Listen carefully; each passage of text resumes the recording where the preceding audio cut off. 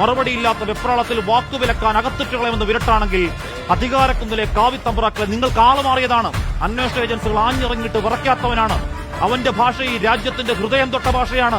ആയുധം ഈ ചുവന്ന പുസ്തകമാണ്. ആ ഞരമ്പിലെ ചോര പേടി തീണ്ടാത്ത രക്തസാക്ഷി ചോരയാണ്. അല്ലാതെ രാഷ്ട്രീയ പൈതൃകം മാപ്പെഴുത്തിന്റെ പെഡിഗ്രി അല്ല.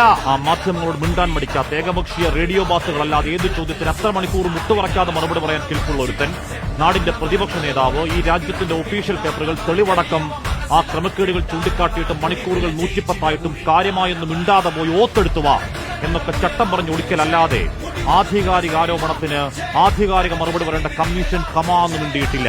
പള്ളിക്കുളത്ത് 7 പൊക്കത്തിൽ ടൺകണക്കിന് പേപ്പറാണ്. 6 മാസം 40 പേർ ബ്രേക്ക് എടുക്കാതെ ഇരുന്ന ഡേറ്റാ മൈനിങ് ആണ്.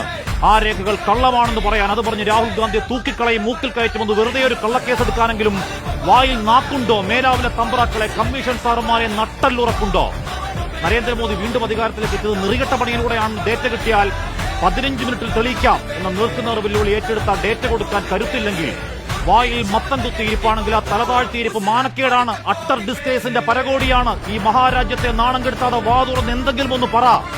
വെളിച്ചം കയറാത്ത കുടുസുമുറിയിലെ 80 വോട്ടർമാർ, വോട്ടർ പട്ടികയിലെ മുഖമില്ലാത്ത ഉടായ്പകൾ, വീട്ടുപേരിന്റെ സ്ഥാനത്ത് ലക്ഷണമൊത്ത വട്ടപൂജ്യങ്ങൾ, അച്ഛന്റെ പേര് HIJK LMNO, ഒറ്റ മണ്ഡലത്തിൽ മാത്രം കയ്യോടെ പിടിച്ച കള്ളങ്ങളാണ് പോയി